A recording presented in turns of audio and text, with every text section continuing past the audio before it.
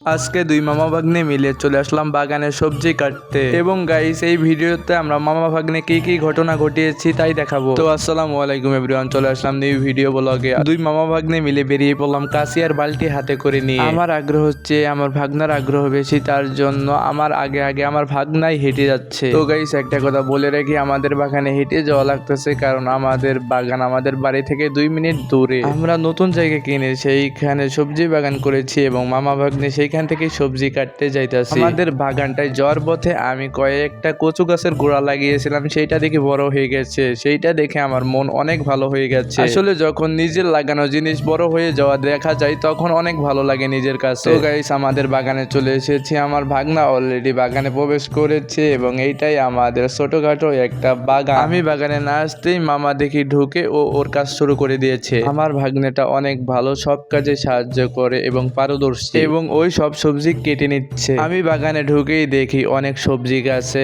অনেক ফুল এসেছে এবং সবজি এবং লাউ ধরেছে। আমরা সবজি ধরার জন্য যে জানালাটা দিয়েছি সেই জানালার উপরে একটা লাউ ধরেছে, সেইটা আমার ভাগনা কাটার চেষ্টা করতেছে কিন্তু ছুঁইতেই পারছে না। তারপর আমি আমার ভাগনার কাছ থেকে কাশিটা নিয়ে আমি লাউ কেটে ফেললাম। লাউ আর সবজি কেটে নিয়ে আমরা এখন বাড়ির দিকে যাচ্ছি। তো গাইস আপনারা সবাই ভালো থাকবেন। আসসালামু আলাইকুম এভরিওয়ান, আবার নতুন ভিডিওতে দেখা হবে।